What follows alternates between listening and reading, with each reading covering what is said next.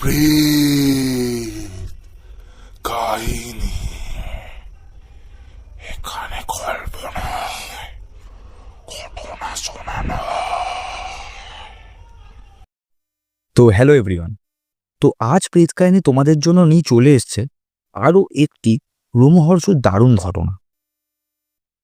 তো তাদের জন্য এই কথাটি বলা, যারা এখনও আমার চ্যানেল সাবস্ক্রাইব করোনি তারা দ্রুত সাবস্ক্রাইব করো, এবং চ্যানেলের গল্পগুলি বা ঘটনাগুলি যদি তোমাদের ভাল লাগে তাহলে লাইক, কমেন্টস অ্যান্ড শেয়ার করতে ভুলো না। তো প্রথমেই বেশি দেরি না করে আমরা সোজা ঘটনায় চলে যাব। রাত 1:30 বাজে। সৃজিত প্রতিদিনের মতোই আজও শুয়ে ফোন ঘাঁটছে। হঠাৎ সৃজিতের চোখে পড়ল যে 1:30 অলরেডি বেজে গেছে। কাল অফিসে সৃজিতকে একটু আগে ঢুকতে হবে, 9টার মধ্যে। তো এখন না ঘুমালে অনেকটাই দেরি হয়ে যাবে। তো তাই সৃজিত সিদ্ধান্ত নিল যে সে এবার ঘুমাবে। সৃজিত তার ফোনটাকে তার পাশে রেখে ঘুমানোর চেষ্টা করল। সৃজিত 15 থেকে 20 মিনিট চোখ বন্ধ করে ঘুমানোর চেষ্টা করল, কিন্তু তার আজ কিছুতেই ঘুম আসছে না। সে ভাবল, যাই একটু ব্যালকনি দিয়ে একটু ঘুরে আসি, গিয়ে একটা সিগারেট খাবো, আশা করছি তারপর ঘুমটা চলেই আসবে। সৃজিত ব্যালকনি গিয়ে সিগারেট ধরিয়ে একটু হাঁটাচলা করতে লাগলো। হঠাৎ তার শীতল আবহাওয়ার অনুভূতি হলো, কিন্তু সঙ্গে সঙ্গে সে অবাকও হলো, কারণ সকাল দিয়ে আজ খুবই গরম, আর এই গরমের কারণেই তার আজ ঘুম আসছে না। হঠাৎ করে এরকম শীতল আবহাওয়াতে একটু অবাক হলো সে।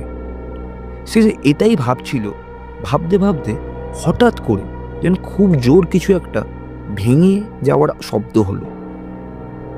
শব্দটি যেন বাড়ির নিচ থেকে আসছিল, আর শব্দটি শুনে যেন মনে হলো যে বাড়ির ছাদ থেকে কেউ খুব জোরে যেন কিছু একটা জিনিস নিচে ফেলেছে। কিন্তু কই, কিছুই তো দেখতে পাচ্ছি না। সৃজিত চারিদিকে দেখছিল বাড়ির ব্যালকনি থেকে যে নিচে কিছু পড়ে আছে কিনা। ঠিক এই রকম সময় যেন সৃজিতের পিছন দিক দিয়ে কেউ একটা খুবই জোর দৌড়ে পালিয়ে গেল।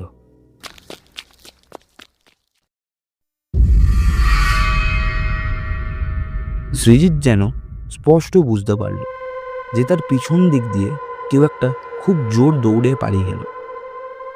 সৃজিত হঠাৎ করে খুবই ভয় পেয়ে গেল, এবং সে ভাবতে লাগলো এত রাতে এখান থেকে কে পালাতে পারে, কারণ তার ঘরেতে তার বাবা মা ছাড়া আর কেউ থাকে না। এই ঘরেতে সৃজিত এবং তার বাবা মাই থাকে, আর বাবা মা অলরেডি ঘুমিয়ে পড়েছে।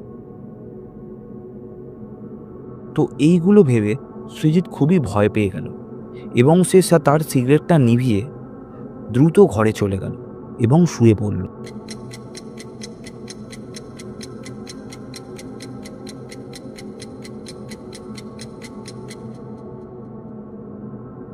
তারপর 10 থেকে 15টা মিনিট সব কিছুই প্রায় শান্ত ছিল, নর্মাল ছিল খুবই।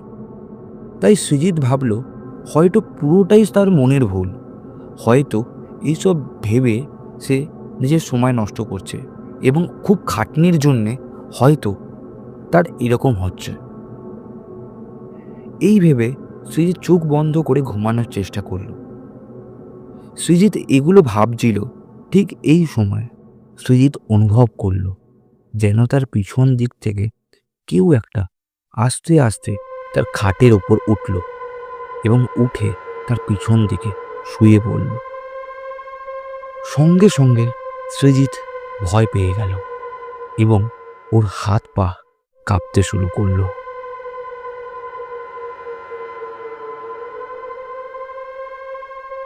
সৃজিতের ভয়ে হাত পা ঠান্ডা হতে থাকলো এবং শরীর ভারী হতে থাকলো। তার শরীরে এতটুকু জোর নেই যে সে পিছনে ঘুরে দেখবে যে সে কে, যে তার পিছনে এসে শুল। অনেকক্ষণ পর সৃজিত খুবই বুকে সাহস নিয়ে কোনো রকমে ভয়ে কাঁপতে কাঁপতে পিছন ঘুরে দেখার চেষ্টা করল যে কে তার পিছনে।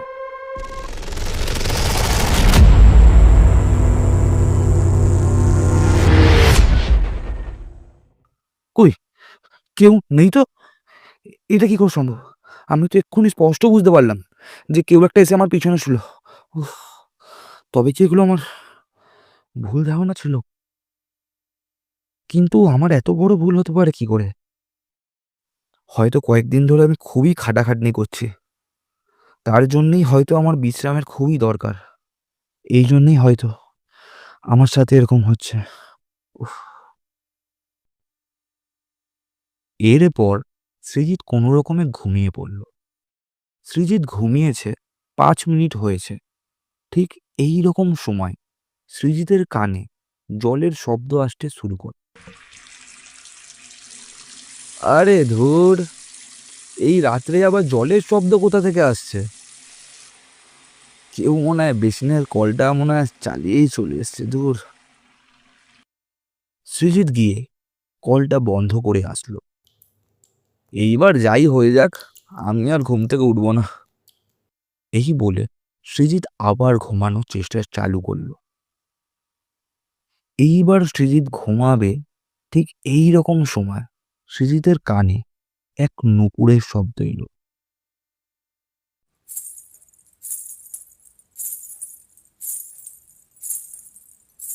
এত রাতে নুপুরের শব্দ কোথা থেকে আসছে?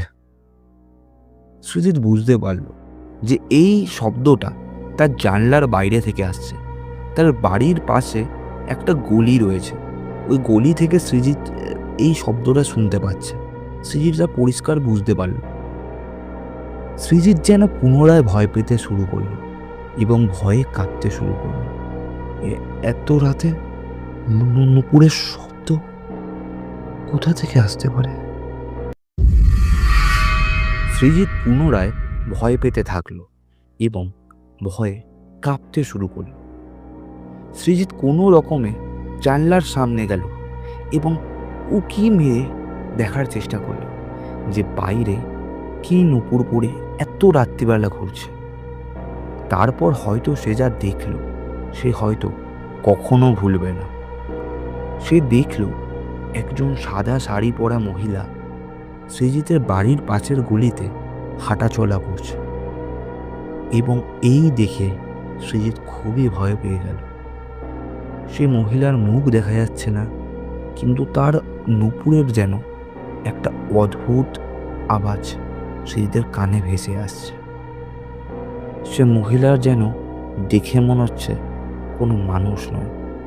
সে মহিলার হাঁটা চলা ভঙ্গিমা যেন পুরোটাই আলাদা। এই দেখে সৃজিত যে কখন জ্ঞান হারালো সৃজিত বুঝতেই পারল না। সকালবেলা তার ঘুম ভাঙতে সে দেখে যে সে বিছানায় শুয়ে আছে। সৃজিতের যখন চোখ খুলল তখন সে দেখে যে সকাল হয়ে গেছে। সৃজিত ভাবল যে তার বাবা মা যদি এই ঘটনাটি শোনে তাহলে হয়তো তারা ভয় পাবে। তো এই জন্য সৃজিত তার বাবা মাকে আর এই বিষয় নিয়ে কিছুই বলল না।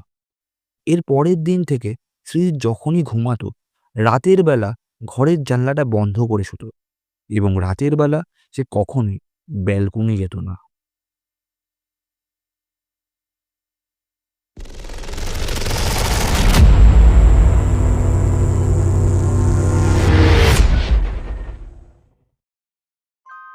তাহলে কে ছিল সেই মহিলা? সে কি সত্যিই মানুষ ছিল, নাকি অন্য কেউ, নাকি মানুষরূপী অন্য কেউ? তো ধন্যবাদ সকলকে এতটা পর্যন্ত ঘটনাটা শোনানোর জন্য। ঘটনাটা কেমন লাগলো সেটা অবশ্যই কমেন্ট করে বলতে হবে। আর ঘটনাটা যদি ভালো লাগে তাহলে অবশ্যই লাইক। আর যদি তোমরা আমার চ্যানেলে নতুন হও তাহলে অবশ্যই চ্যানেলটিকে সাবস্ক্রাইব করো। তো দেখা হচ্ছে পরের ঘটনায়। পরের ঘটনাটা আরও সুন্দর ঘটনা আসছে, তো অপেক্ষা করো।